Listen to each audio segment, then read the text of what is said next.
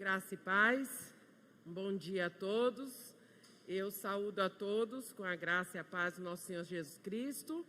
O meu nome é Célia Souza. Para quem não me conhece, nós sabemos que a internet avança para todos os âmbitos, né? Então, possivelmente, nós teremos na nossa sala virtual irmãos já aqui da igreja e visitantes. Então, eu já me apresento.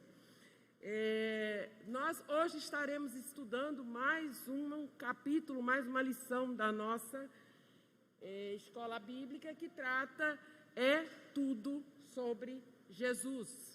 Deixa eu passar aqui, que eu tenho que passar primeiro.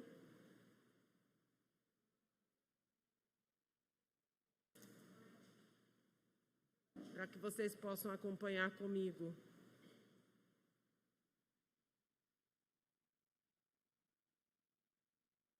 É tudo sobre Jesus, do começo ao final, da primeira letra das Escrituras Sagradas à última. É tudo sobre Jesus.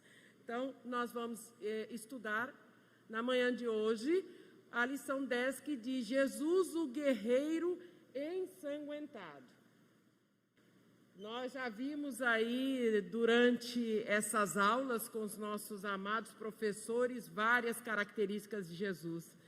O Jesus é amável, pacífico, bom, né? Hoje nós veremos mais uma característica do nosso Senhor Jesus, né? E nós vamos, em primeiro lugar, pedir a direção do Espírito Santo para que esteja nos conduzindo, porque é Ele que vai falar ao meu coração e ao coração dos irmãos que aqui está. Oremos. Querido Deus, amado Pai, muito obrigada por esta manhã, muito obrigada por este dia que o Senhor fez e acrescentou aos nossos dias. Estamos aqui, Senhor, única e exclusivamente para Te adorar e aprender mais da Tua palavra, das verdades para o nosso coração. Por isso nós Te pedimos humildemente, Senhor, fala aos nossos corações, fala ao meu coração, fala os corações daqueles irmãos que aqui estão, que estão acompanhando pela internet, distante, aqueles que são cristãos que ainda não tiveram um encontro pessoal contigo, Senhor, que o Senhor possa falar aos seus corações também, que a Tua palavra possa encontrar solo fértil nos seus corações. E, Pai, eu quero Te pedir que não seja eu, não permita que eu fale uma só palavra que não venha, Senhor, de Ti, que seja o Senhor, através do Teu Santo Espírito, a falar aos nossos corações. É o que nós Te pedimos e Te agradecemos, no santo nome do nosso Senhor Jesus Cristo. Amém. Irmãos, eu gostaria, hoje nós vamos falar sobre o Cristo revelado e anunciado desde o Antigo Testamento e por toda a Bíblia. Mas antes, eu gostaria de fazer uma introdução, fazer um adendo sobre a Bíblia, que é a nossa única regra de fé e de conduta. Eu gostaria de fazer esse adendo porque nos últimos dias, nos últimos tempos, nós temos ouvido, me desculpe a expressão, muitas bobagens falando sobre a Bíblia. E eu gostaria de introduzir, já que nós estamos estudando a palavra do Senhor, as Escrituras Sagradas. Queridos, como todos nós sabemos, a Bíblia é uma coleção de livros divinamente inspirados. Ela é inerrante. O que é ser inerrante? Ela não contém erros. Ela é inerrante. E, isto é, ela não contém erros e por quê? Porque todos os livros foram escritos por escritores inspirados. E essas verdades escritas, elas se entrelaçam nas suas realidades, independente de época, independente de região, de localização, independente de cultura. Todos eles se enlaçam como se fosse uma enorme colcha de retalhos harmoniosamente entrelaçados. Assim é a Bíblia. E é um importante também documento, a Bíblia é um documento importante de registro sobre Cristo e a humanidade. A Bíblia, ela é sempre atual. Ela não necessita, em hipótese alguma, de ser atualizada. Jamais, ela não precisa. Porque quando nós abrimos as Escrituras, e como vocês verão na lição de hoje, os escritos há muitos e muitos anos se encaixam perfeitamente na nossa realidade, porque assim é a Bíblia. Então, ela não necessita ser atualizada, ela é a palavra revelada de Deus, e repito, livre de qualquer erro, porque ela é o espelho que reflete o pecado da humanidade. Ela reflete. Deus nos fala através da Bíblia, Ele nos disciplina, nos orienta, nos corrige, traz à luz os nossos pecados e nos mostra a necessidade que temos de abandoná-los para sermos salvos. Por que estou falando assim? Eu repito, eu não estou falando só para os irmãos aqui no templo. Atentem que eu preciso pedir autorização a vocês, que em alguns momentos eu vou falar sobre verdades óbvias para nós, mas talvez para quem esteja ouvindo não seja tão óbvio assim. Então, isso é a finalidade das Escrituras Sagradas. Deus nos fala através da Bíblia e nos disciplina, nos orienta. Por que então tantas pessoas têm interesse em atacar a Bíblia? Justamente por conta disso. Ela é o espelho que nos defronta com as nossas próprias iniquidades. Ela escandaliza para nós aquilo que nós temos como pecado. E o pecador sabe onde ele está pecando. Ele sabe, sim. Desde os primórdios, desde Adão e Eva, ele sabe quando ele está pecando. E a Bíblia vem confrontar, vem colocar assim, ó, você está pecando nisso. Por isso, aqueles que andam nos caminhos errados, de iniquidades, eles pretendem alterar a Bíblia, mudar para que eles não fiquem horrorizados. Veja, o próprio Jesus andou de acordo com toda a vontade de Deus revelada nas Escrituras. É isso que Paulo mostra quando dá o exemplo de Cristo. Quando Paulo diz, Cristo não agradou a si mesmo. Antes, como está escrito, as injúrias dos que te ultrajavam caíram sobre mim. Devemos ser imitadores de Cristo e para imitá-los precisamos, em primeiro lugar, conhecê-lo através da Bíblia que fala a seu respeito. Em segundo lugar, nos relacionarmos com Ele, como a Bíblia ensina. E em terceiro lugar, nós devemos andar como Ele andou, satisfazendo a vontade do Pai revelada na Bíblia. É impossível, irmãos, é impossível viver um relacionamento profundo com Jesus sem um relacionamento profundo com a Bíblia. Não há como. Ela é a revelação especial de Deus para nós. Deve ser a única regra de fé e de prática. Deus usa a Bíblia para a nossa transformação. O instrumento de santificação de Deus é a Bíblia, que Ele usa para nos transformar. Glorificamos a Deus por isso. Eu não posso glorificar a Deus do meu jeito, do jeito que eu quero fazer, do jeito que eu acho certo. Eu não posso glorificar a Deus dessa forma. Mas eu glorifico a Deus quando eu obedeço. Quando eu obedeço através das Escrituras as verdades que Ele traz para a minha vida. Somente cheios da palavra de Deus, motivados a andar nos caminhos de Deus, transformados por Deus através da sua palavra, é que o resultado será a glória de Deus. Com essa introdução, eu quero então compartilhar com os irmãos o conteúdo das Escrituras, que são as verdades plenas para a nossa vida. Que nós possamos, os irmãos, os visitantes aqui da nossa sala virtual, aprender mais do que Deus quer para a nossa vida através das Escrituras Sagradas. E o texto de hoje, o texto que nós vamos estudar, está em Isaías 63, verso 1 até 6. Nós vamos falar sobre esse tema, né? Jesus, o guerreiro ensanguentado. Bem, eu vou ler, e vocês podem acompanhar aí pela tela, e eu vou ler esse texto. Diz assim: quem é este que vem de Edom, de Bosra, com vestes de vivas cores, que o glorioso em sua vestidura, que marcha na plenitude da sua força? Sou eu que falo em justiça, poderoso para salvar, porque está vermelho o traje e as suas vestes, como as daquele que pisa as uvas do lagar. O lagar eu pisei sozinho, e dos povos nenhum homem se achava comigo. Pisei as uvas na minha ira, no meu furor as esmaguei. E o seu sangue me salpicou as vestes e me manchou o traje todo.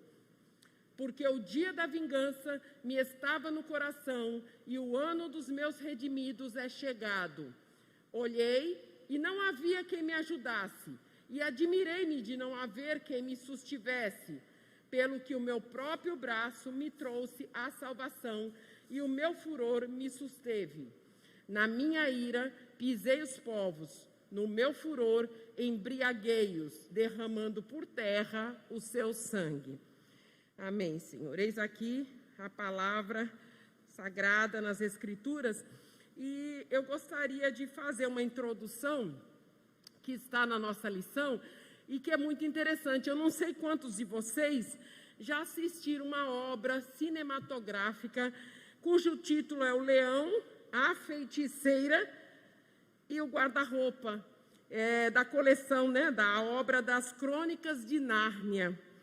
E ele é muito interessante porque nesse filme, nessa obra cinematográfica, existe um leão, e esse leão é o símbolo de Jesus Cristo. E tem um trecho um trecho do filme onde estão conversando a pequena Lúcia, sua irmã Susana e o senhor e a senhora Castor. Eles estão conversando. E o diálogo é mais ou menos assim, porque eles estão falando sobre Aslan. Aslan é o leão, o rei, o grande leão, que é um símbolo de Jesus Cristo na obra. E num determinado momento, o senhor Castor diz: quem foi que disse que ele não era perigoso? Claro que é. Perigosíssimo. Mas acontece que é bom. Ele é rei. Disse e repito, Aslan é descrito como perigosíssimo e bom. Não apenas bom, não apenas amável, não apenas terno, mas perigoso, perigosíssimo. A mesma coisa pode ser dita a respeito de Jesus. Nós temos uma tendência a nos apoiarmos mais em determinados atributos de Jesus. Como Jesus é bom, ele é justo, ele é misericordioso. E algumas pessoas que sequer entregaram a sua vida a Jesus, nem o seguem, costumam se apoiar também nesses atributos até para justificar as suas próprias faltas. Diz, nós podemos errar nisso, podemos pecar nisso, porque Jesus é bom. Ele é misericordioso, ele está em bondade, ele certamente nos perdoará. Ele é perigoso, ele é bom, mas ele é perigosíssimo. E é sobre essa característica de Jesus que nós vamos estudar nessa aula através desse texto de Isaías 63, dos versículos de 1 a 6. Bom, então a mesma coisa pode ser dita a respeito de Jesus e tornou-se moda, como eu falei, descrever Jesus apenas como terno, cheio de bondade. Muitas pessoas pensam em Jesus apenas como manso, como humilde, e como alguém que apenas convida os pecadores cansados para que venham até ele e se achem descanso para as suas almas. Veja, não há espaço só na mente de muita gente para um Jesus intolerante com o mal. As pessoas não deixam, não permitem nem vir para a sua mente esse Jesus que é intolerante com o mal, ele é intransigente com a falsa religiosidade e que pronunciou palavras duras e condenatórias contra os líderes religiosos dos judeus, que num ato de santa indignação no templo, virou a mesa dos cambistas. Lembram desse texto? Como Jesus o chamou? Raça de víboras. As palavras duras, as ações duras, intolerância contra o pecado. intolerância contra a transgressão, expulsando a todos do templo naquele momento. Então, Jesus significa que ele é insensível ao pecado. Cristo não tolera o pecado, não abraça, não é condescendente com ele e nem faz vistas grossas a ele. Portanto, nós precisamos sim estar o tempo todo pedindo misericórdia, pedindo perdão ao Senhor pelas nossas transgressões, porque ele não tolera. E a sua justiça vai nos cobrar sobre isso. Aqueles que declaram ser propriedade sua e que se comprometem a obedecê-lo, e por esse Jesus declara vingança aos seus inimigos. Então, essa é a introdução e o objetivo dessa lição é que nós possamos ter um entendimento abrangente, um entendimento maior sobre a obra de Jesus, envolvendo tanto a salvação do seu povo quanto a destruição dos inimigos. E também louvar a Deus pela sua ira santa. Louvar a Deus pela ira, que é uma ira santa, que é uma ira justa e que não é uma ira somente pelo senso de vingança, mas sim para a redenção do seu povo.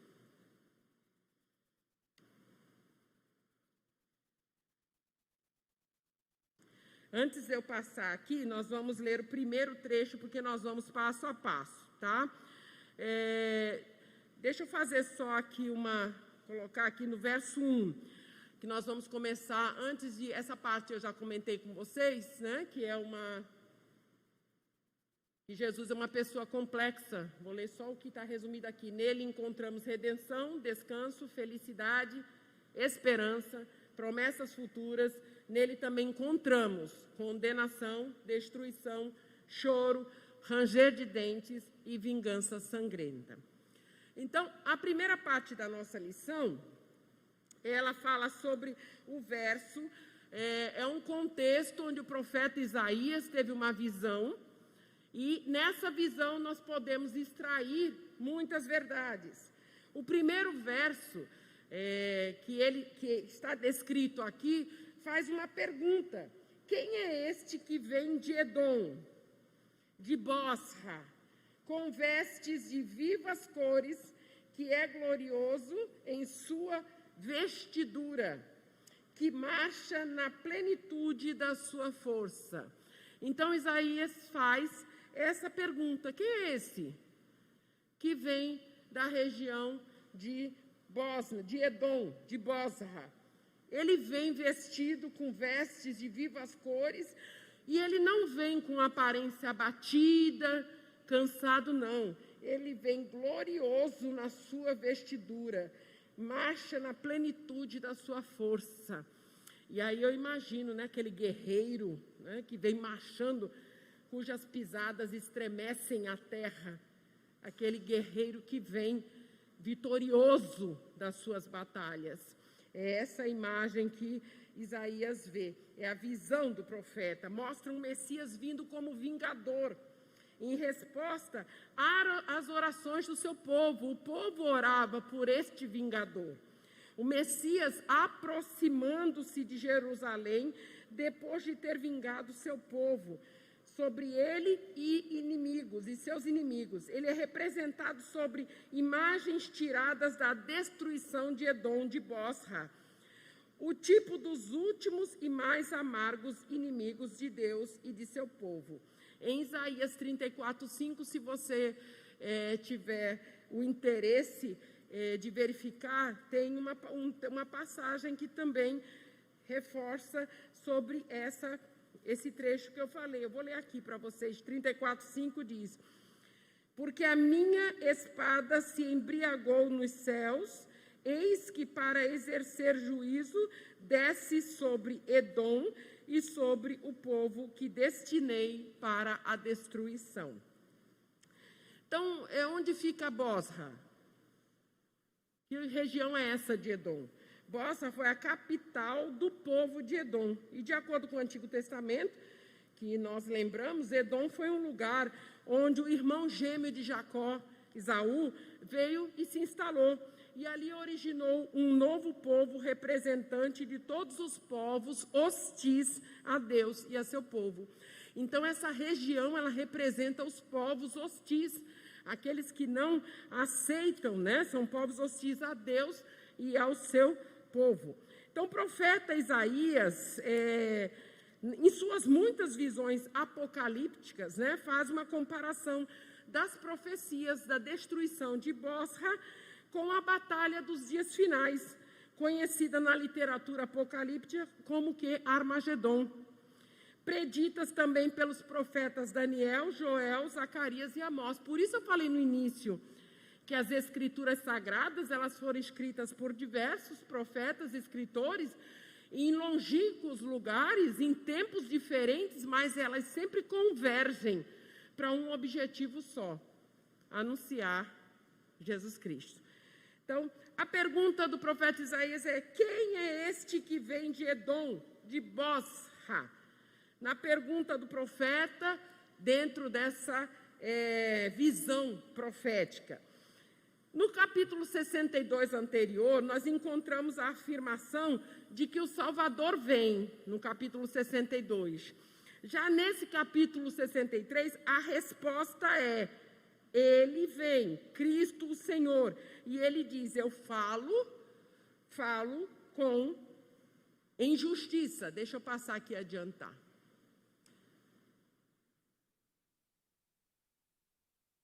Não, é esse mesmo, tá? Desculpa. Então, eu falo em justiça.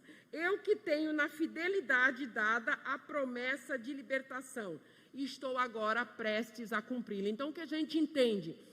Que já há um propósito, tudo já está definido. Há uma data, há um tempo, há um momento certo.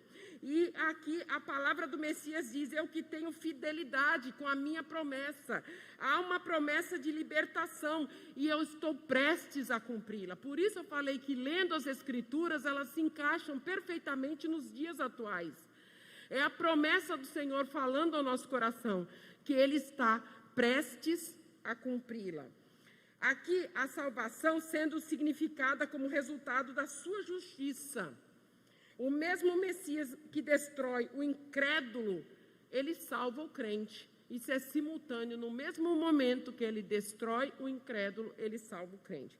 Os salmistas, eles oraram ao Senhor pedindo que ele livrasse o seu povo da perseguição e da maldade de Edom.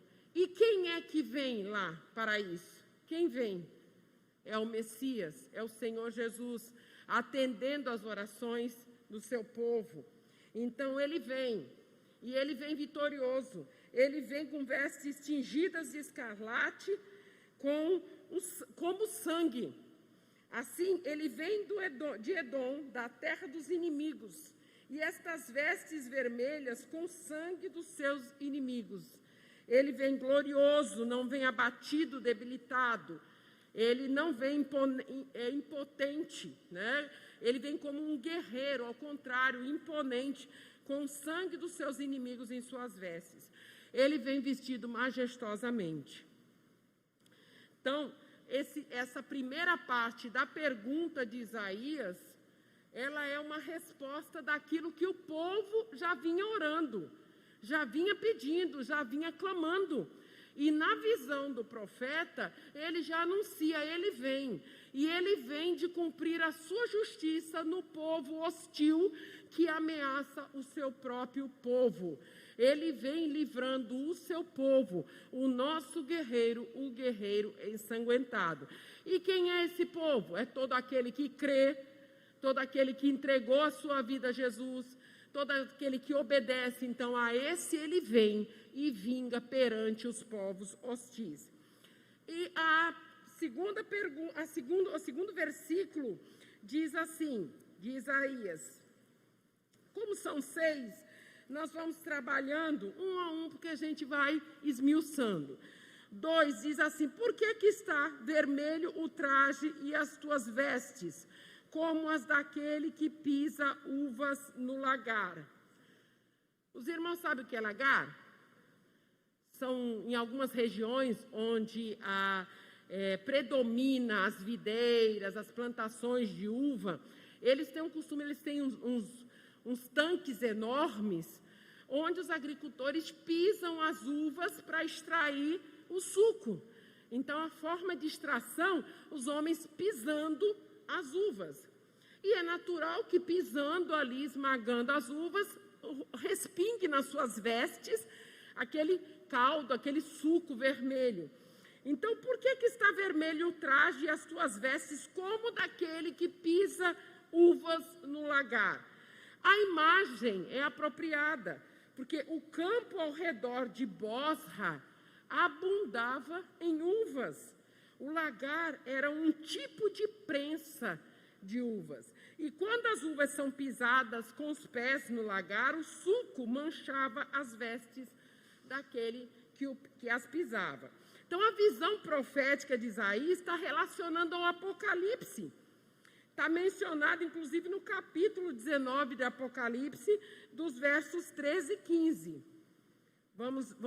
Eu marquei aqui, porque toda a Bíblia está aqui confirmando, né?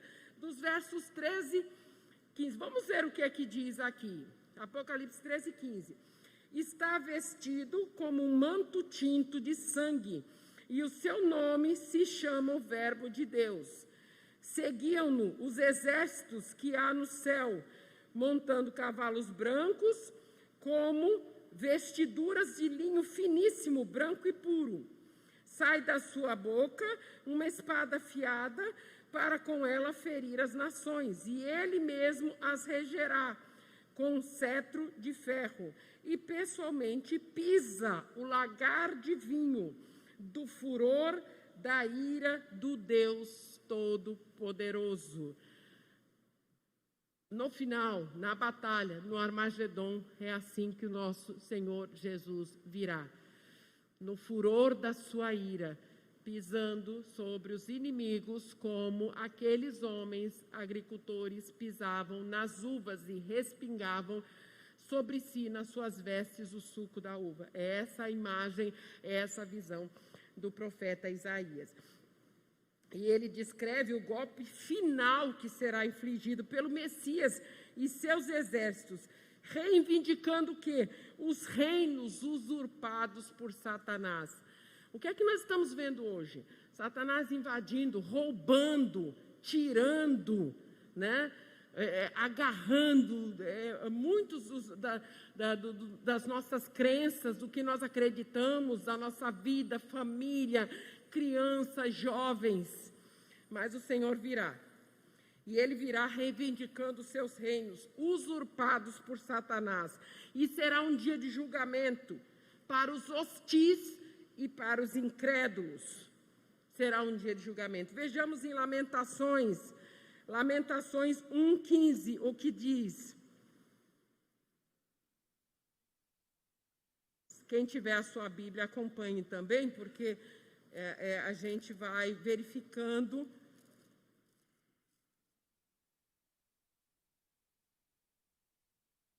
Espera aí que eu deixei marcado aqui. Capítulo 1, no verso 15, diz assim: o Senhor dispersou todos os valentes que estavam comigo, apregoou contra mim um ajuntamento para esmagar os meus jovens. O Senhor pisou como num lagar a virgem filha de Judá. Então, um texto confirma, ele pisa o lagar. Aqui, não como um sofredor, mas como um impulsionador de vingança. Então, nós vamos aqui para a nossa lição, que diz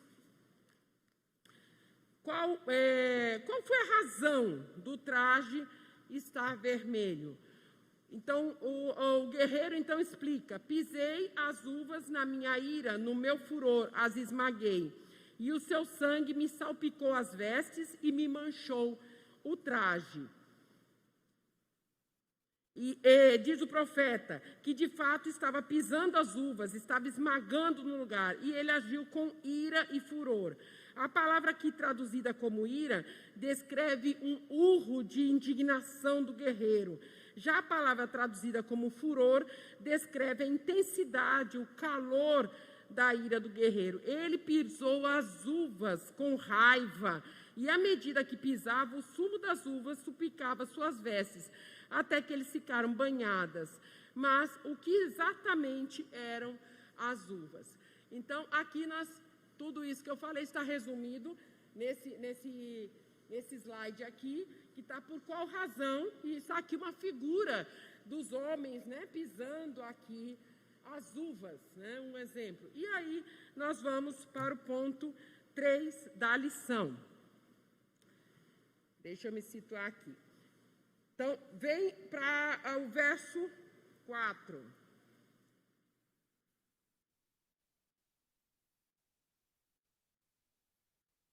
Aqui, então, nós vamos continuando, porque o dia da vingança, Isaías 63, estamos lá continuando.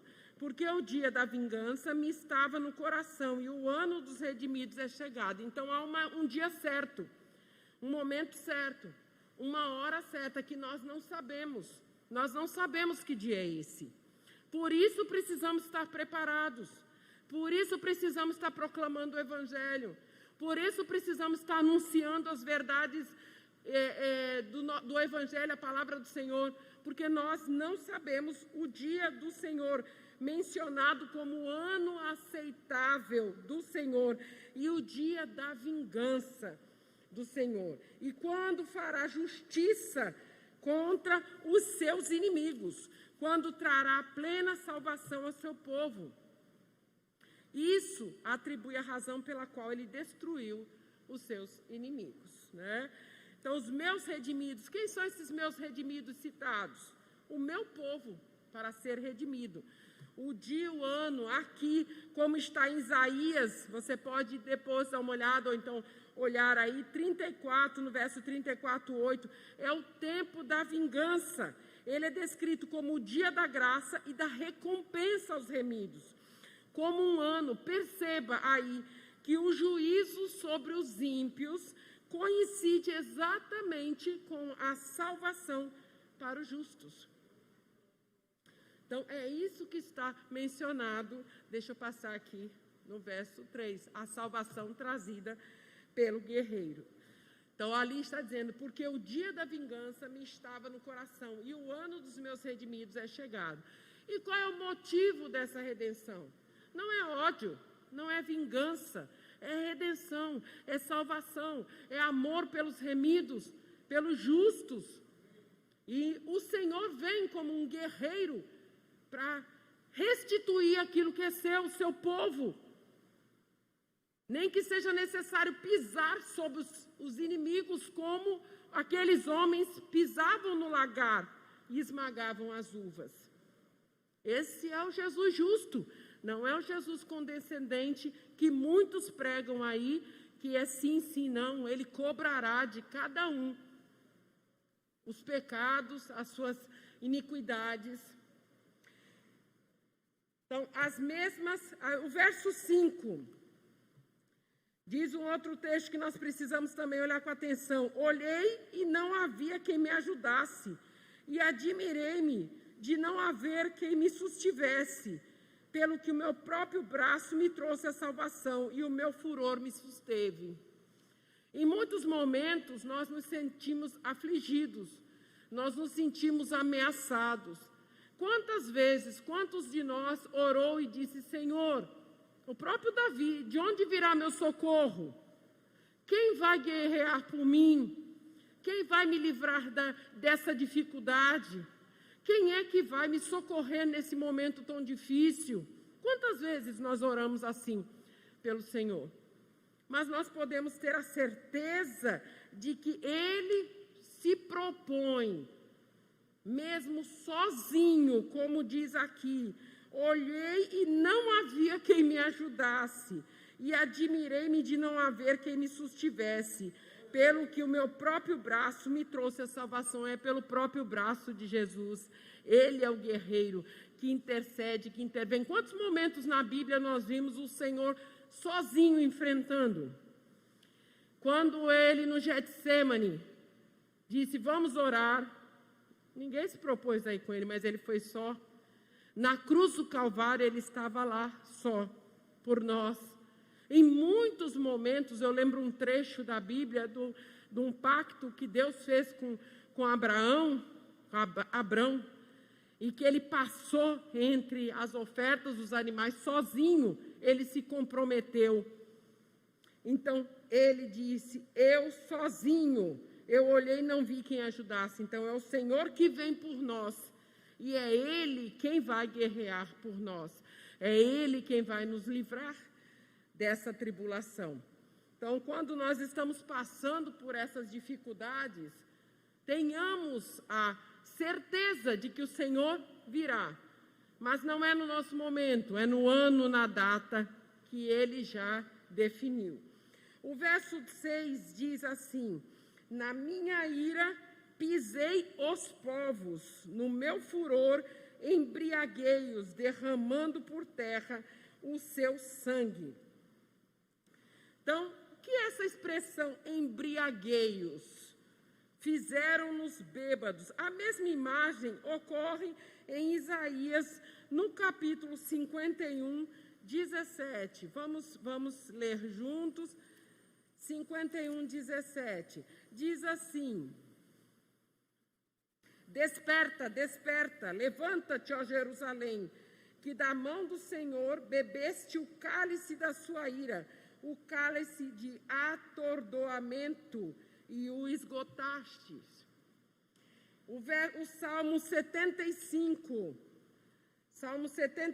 verso 8, diz assim, eu estou passeando por toda a Escritura, por toda a Bíblia, citando vários textos para que você veja que as passagens elas se complementam, elas se reafirmam. Então, 75:8 diz, porque na mão do Senhor há um cálice cujo vinho espuma, cheio de mistura, dele dá a beber, sorvem-no até as escórias, todos os ímpios da terra. E Jeremias 25, verso 26, Jeremias 25, os versos 26 a 27, diz assim, 26, 27, a todos os reis do norte, os de perto e os de longe, uns após outros, e a todos os reinos do mundo sobre a face da terra, e depois de todos eles ao rei da Babilônia. Pois lhes dirás, assim diz o Senhor dos exércitos, o Deus de Israel, bebei, embebedai-vos e vomitai, cai e não torneis a levantar-vos por causa da espada que estou enviando para o vosso meio. Verso 27. As uvas eram os edomitas, aquele povo da descendência de Esaú, os inimigos do povo da aliança. E ele diz, o Senhor, na minha ira pisei os povos, no meu furor embriaguei-os, derramando por terra o seu sangue. A linguagem de embriagar, ela nos transmite uma ideia de que os povos com o seu sangue, ali naquele lagar, vai ser tão profundo o derramamento de sangue, tão profundo a vingança do Senhor esmagando os ímpios, que o próprio povo opressor afundará, mergulhará nele. Tamanho furor, a ira do Senhor nos livrando. E aí, finalizando a nossa lição, a conclusão, diz assim, que nós precisamos pensar na redenção a partir de um quadro completo, não por pequenos trechos, não olhando para as características de Jesus, sim, como Jesus de amor, de misericórdia, sim, de um socorro presente, mas também um guerreiro justo, que não é condescendente com o pecado, não alivia para o pecado, não, vai cobrar daqueles que são os opressores, que são os hostis, como um guerreiro que vem pisar as uvas no lagar. Jesus é bom, é cheio de graça, pleno em misericórdia e compaixão para os sofredores que, gemendo sob o pesado jugo dos perversos, achegam-se a Ele. Mas, como diz na história de Nárnia, Ele é bom, mas Ele é perigoso. Ele é perigosíssimo. E nós precisamos estar atentos. A pergunta, se nós fôssemos resumir, o conteúdo dessa aula, que eu tentei transmitir, compartilhar com os irmãos a partir daquilo que eu estudei, se nós fôssemos resumir todo esse conteúdo numa frase, seria: Jesus é manso e humilde, mas também é implacável com o pecado, porque a sua obra inclui destruição de todos aqueles que oprimem o seu povo, o povo escolhido, aquele que o segue, aquele que entregou a sua vida, aquele que crê no Senhor como seu único e suficiente Salvador. E a pergunta de aplicação que eu deixo a todos os irmãos que aqui estão, os nossos irmãos que estão nos acompanhando pelo canal da Igreja Presbiteriana 12 de Agosto, os visitantes também, é essa pergunta que eu quero deixar latejando, no meu coração e no coração dos irmãos. Como é que você vê Jesus? Apenas cheio de ternura, como um cordeiro, ou também como alguém que no último dia executará a sua ira contra os inimigos do seu povo, tal qual um poderoso leão? Como você vê? Então, que essa palavra, que essa aula de hoje possa ficar ardendo no nosso coração, que nós possamos entender, se nós não temos nosso amigo visitante da nossa sala virtual, se você ainda não tem um encontro pessoal extraordinário e maravilhoso com o Senhor Jesus, pense nessa aula, reflita sobre isso, entrega seu caminho ao Senhor, porque Ele cuida de nós, e quando Ele vier, Ele vai vir para tanto destruir os hostis, como salvar o seu povo escolhido. Vamos orar? Finalizar essa aula? Querido Deus, amado Pai, muito obrigada, Senhor. Muito obrigada, ó Deus, pelo Teu amor profundo para conosco, para o Teu povo. Ó Deus, obrigada, porque o Senhor tem sempre nos socorrido nos momentos de angústia, nos momentos de adversidade, e nós podemos enxergá-lo, Senhor, como um guerreiro que vem em nosso socorro, como um guerreiro, Senhor, que elimina os hostis, o povo que amedronta, que ameaça o seu povo escolhido, ó Deus. Nós podemos contar com o Senhor, meu Pai.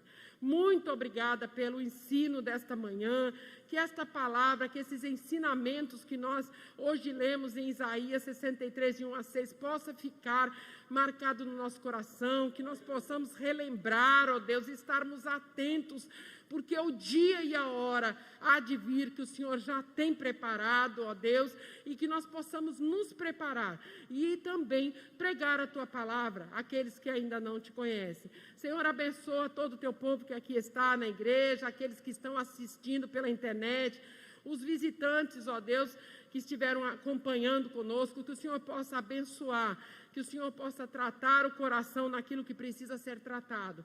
É o que nós Te pedimos e já Te agradecemos no santo nome do nosso Senhor Jesus Cristo, que vive e reina para todos sempre. Amém. Deus abençoe a todos. Obrigada, Senhor.